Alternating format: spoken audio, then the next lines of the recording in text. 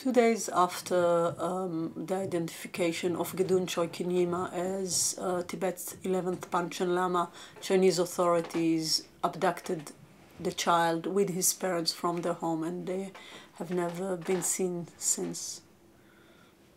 At the moment, the information we have by the Chinese authorities is that he's well and alive, having a normal life as any teenage, but yet no one could confirm it in spite of pressure by governments and international agencies to allow access for independent experts to assess his situation.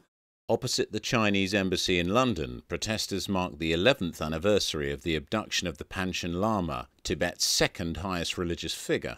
His disappearance has profound consequences for the future of Tibet. Soon after his abduction, Chinese authorities replaced him with their own choice for Panchen Lama. With a poor record towards Tibetan Buddhism, why is Beijing choosing its spiritual leaders?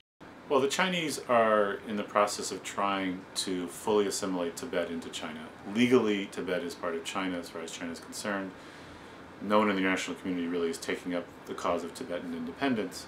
The Chinese would like a Dalai Lama to replace the current Dalai Lama, but the current Dalai Lama is making that very hard for them so long as he's in exile. So the next best thing for them is a Panchen Lama that they can drop into Tibet and say that he is in charge of the spiritual life of Tibetans. To mark the Chinese president's recent visit to the United States, the Human Rights Watch wrote to George W. Bush about China's human rights abuses and its youngest political prisoner.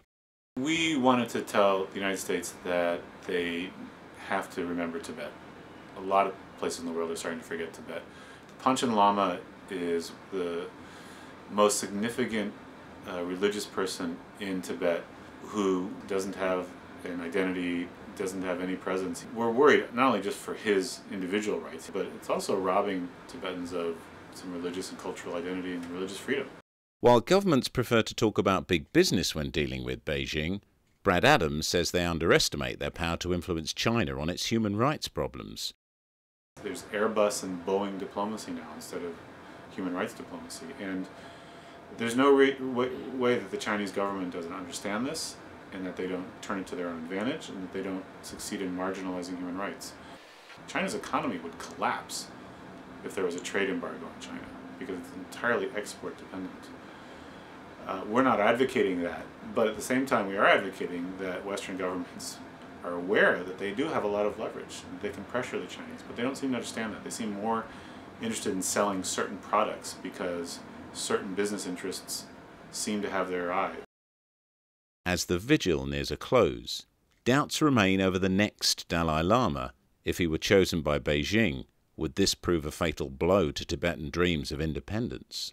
The current Dalai Lama is such a world figure. You know, he's a Nobel Peace Prize winner. He's given such a lot of respect. If China does go through this process, I just think people would ridicule it. I mean, I would hope that that would be the reaction. Tibetans will ridicule it. They won't accept it. I think, it actually could be quite a, it could really backfire on China doing that type of thing.